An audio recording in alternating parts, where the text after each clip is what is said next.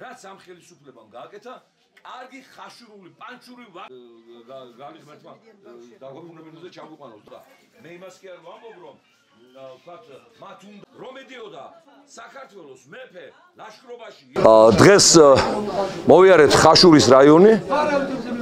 შემძრა ქვიშხეთში არსებულმა მდგომარეობამ, რომლის ქვეშ ხელისუფლებას თხრის გვირაბს, სახლები უკვე დაზიანებულია, დანგრეულია, შექმნილია უმძიმესი მდგომარეობა.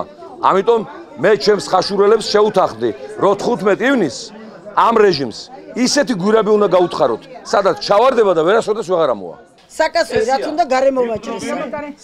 ან კიდე ისე ხალხს უნდა იყოს თავისუფლება დააწერონ აი ისა ჩეკის მიხედვით და გადაიხდიან იმასა.